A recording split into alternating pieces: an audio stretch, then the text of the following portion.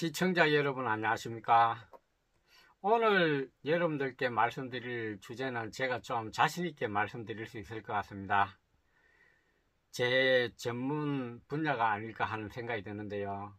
은퇴 후에 이런 삶을 살면은 반드시 폐인으로 간다. 이런 주제인데 제가 좀 자신있게 말씀드릴 수 있을 것 같습니다. 저도 폐인까지는 아닐지 모르지만 거의 폐인 직전까지 가서 그런 삶을 수년 동안 산 그런 경험이 있습니다. 첫 번째로 말씀드리고 싶은 것은 은퇴 후에 의욕이 없는 사람은 반드시 폐인으로 간다. 우리 시청자 여러분들 직장에서 은퇴하고 또 은퇴는 아닐지 모르지만 직장을 갑자기 잃거나 또 아니면은 이혼이나 사별을 통해서 홀로 되신 분들, 갑작스럽게 이렇게 생활이 변하게 되면은 의욕이 없는 삶에 빠지기 쉽습니다. 이게 수년 동안 지속될 수도 있고 또 수년 동안 지속되다 보면은 말 그대로 이 나락으로 떨어지게 됩니다. 저도 이런 경험을 절실히 했는데요. 갑자기 한 13년 전에 제가 여기 산청에 내려왔을 때 직장을 갑자기 잃고 여기 내려왔기 때문에 정말 의욕이 없고 무의미한 시간을 수년 이렇게 보냈던 것 같습니다. 일도 하기 싫고 규칙적인 생활을 할 수가 없었습니다. 눈 뜨는 시간이 잠자리에서 일어나는 시간이고 먹고 싶으면 먹고 먹기 싫으면 안 먹고 일도 하지 않고 이런 생활이 반복되다 보니까 급기야 정말 이렇게 살다가는 폐인이 되겠구나 하는 생각에 정신이 번쩍 들었습니다.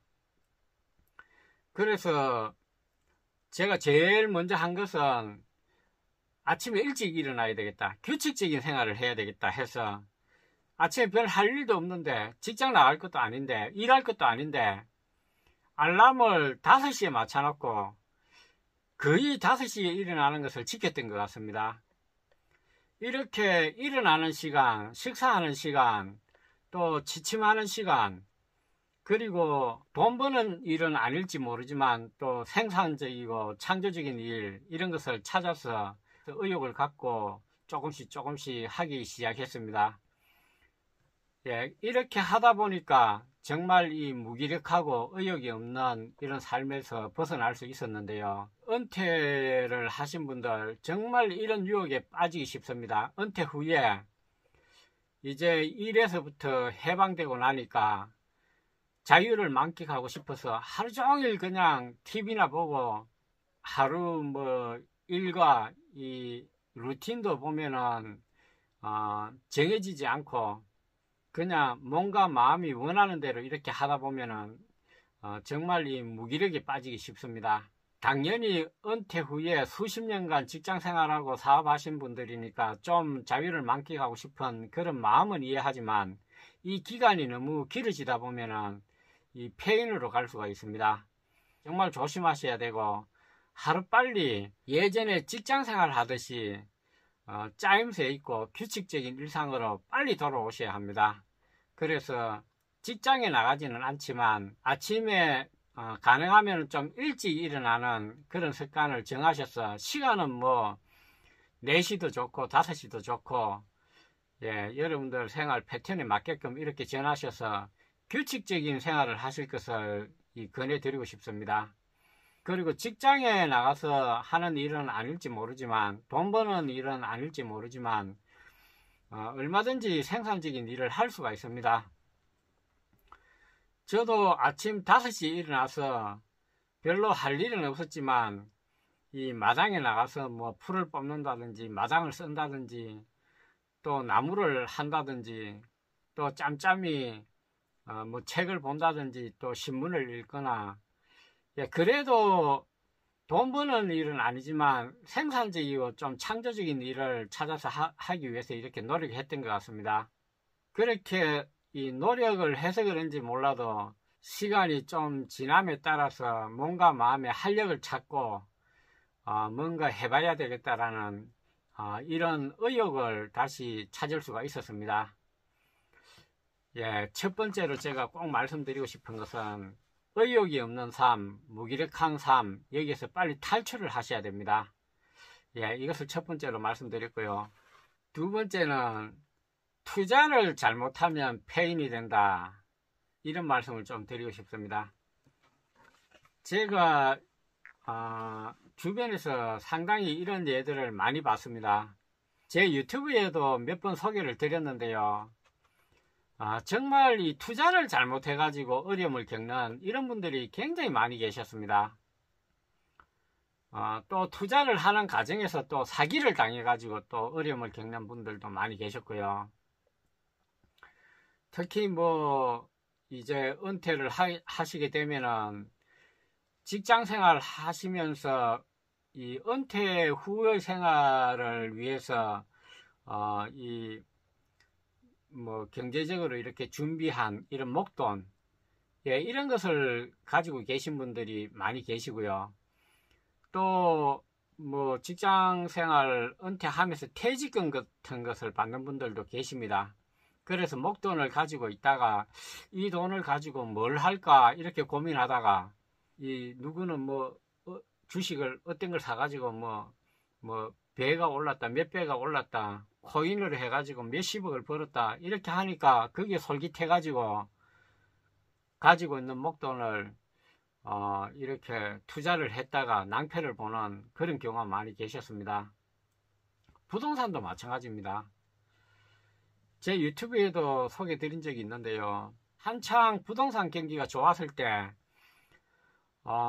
노후를 위해서 준비한 뭐 한 5억 정도의 돈과 또 내가 가지고 있는 이 5억 정도의 돈 외에도 빚을 내 가지고 또 한 5억 정도 빚을 내 가지고 그 돈을 가지고 뭐 상가 건물 이런 것을 지었다가 정말 부동산 경기가 또 이 하락이 되고 또 임대가 되지 않고 이렇게 해가지고 정말 힘든 그런 이 세월을 보내시다가 경제적으로 이렇게 또 어려워지시니까 가족들하고도 멀어지게 되고 또 가족들하고 멀어지고 경제적으로 어려워지다 보니까 무기력과 우울증이 찾아오고 또 무기력과 우울증이 찾아오니까 이때도 정신을 바짝 차리고 무슨 이 카운셀러를 찾아가서 상담을 한다든지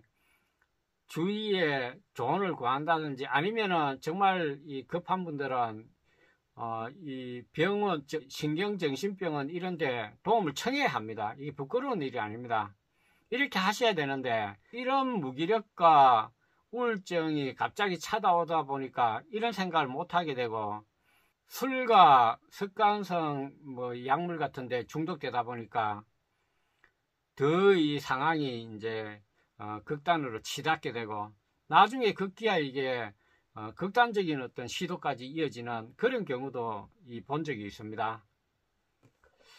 예, 시청자 여러분들, 은퇴 후에 투자를 잘못해서 어려워지고 그야말로 폐인으로 가는 이런 경우를 많이 제가 상담하고 경험했기 때문에 오늘 여러분들께 꼭 말씀을 드리고 싶습니다.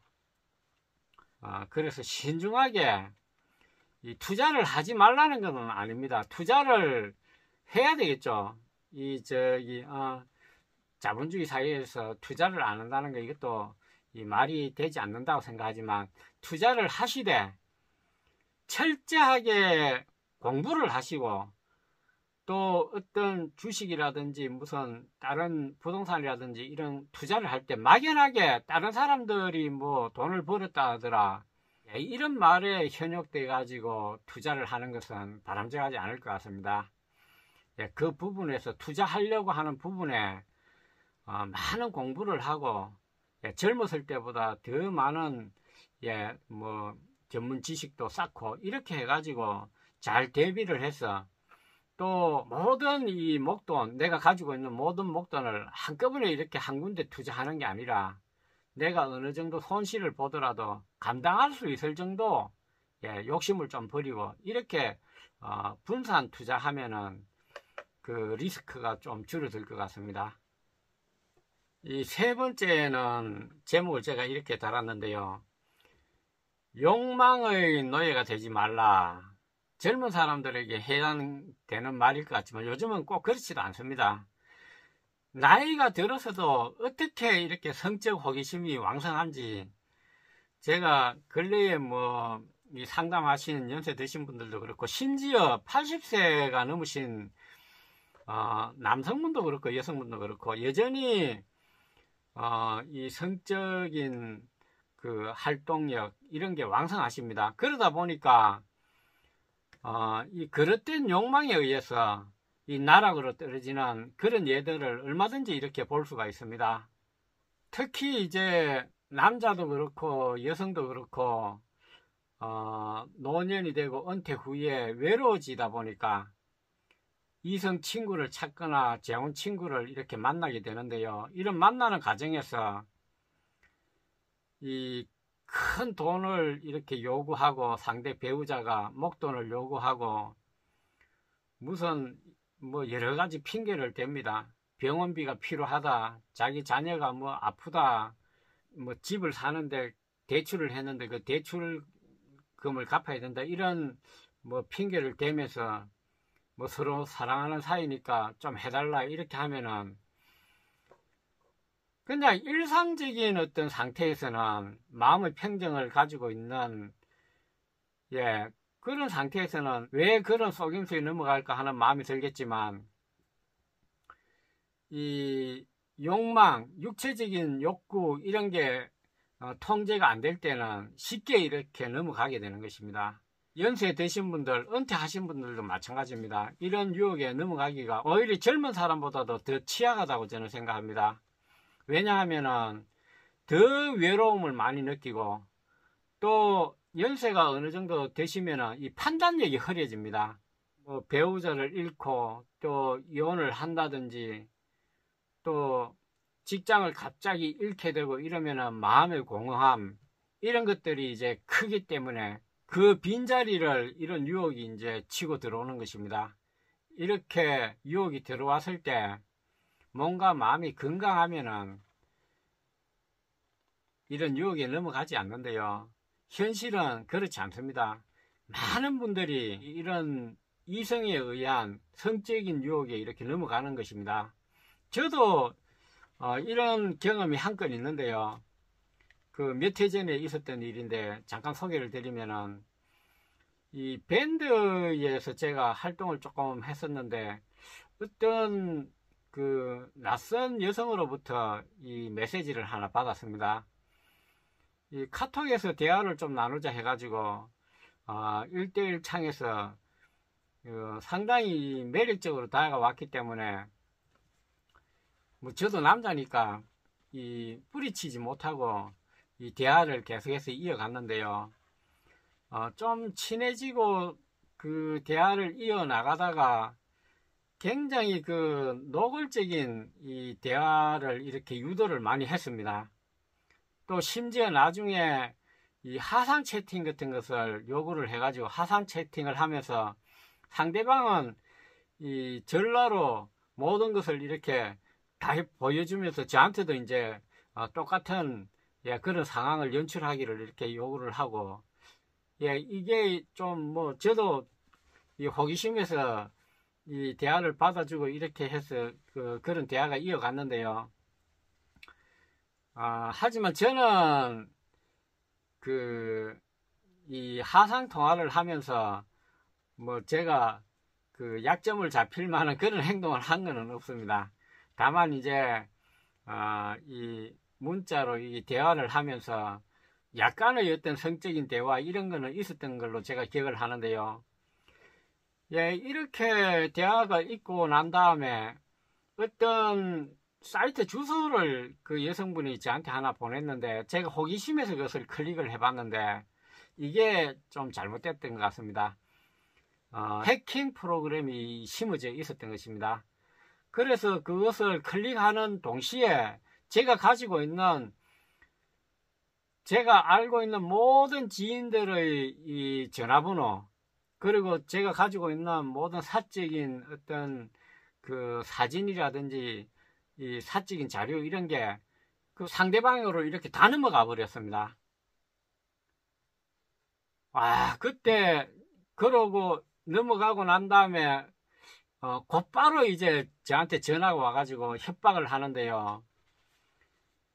이 돈으로 보상을 합의를 보지 않으면은 나하고 나눴던 대화라든지 모든 것을 내가 아는 지인들에게 다 퍼뜨리겠다, 이렇게 협박을 하는 것이었습니다. 저는 뭐 협박을 해가지고 이 당황을 하거나 그러지는 않습니다. 제가 설령 실수를 했다고 하더라도 뭐 좀 쪽팔리면 되는 거지, 그 협박에 제가 뭐 넘어가고 그러지는 않습니다. 다만 제가 이제 당황했던 거는 어떻게 그 사이트 주소 하나 클릭했는데 제가 가지고 있는 사적 정보가 다 넘어가느냐. 제가 이름을 가르쳐 주지도 않았는데 제 이름, 또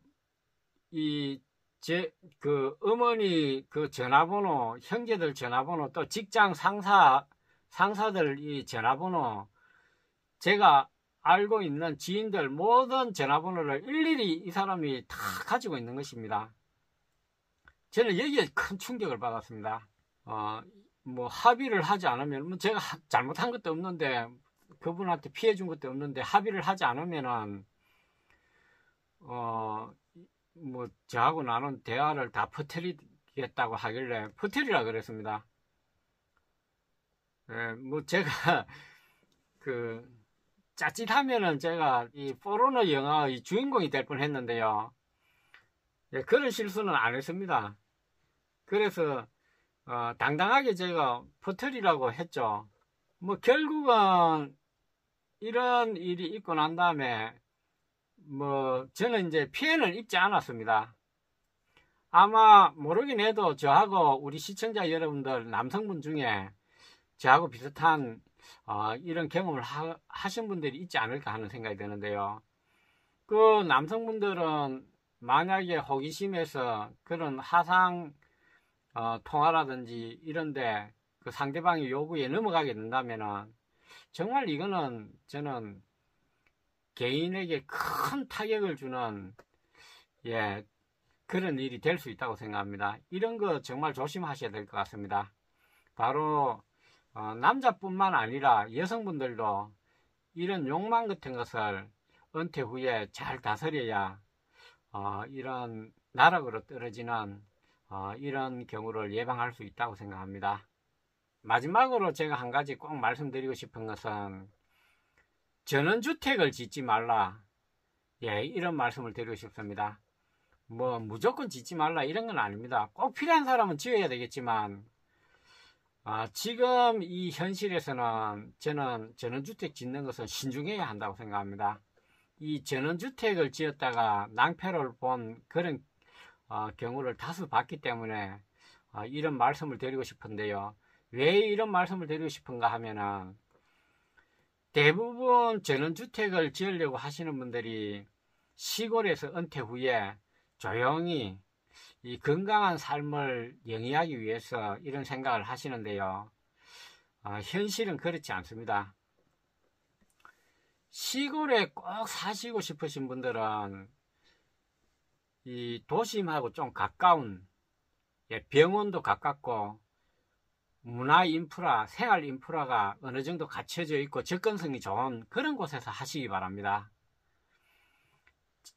이 건강 때문에 우리 산청도 보니까 이 산골 오지 쪽에 전원주택을 많이들 이렇게 지어 놨는데요. 실제로 이게 실효성이 별로 없습니다. 거기에 반해서 또 전원주택을 짓는 비용은 또 엄청나게 이게 많이 들어갑니다.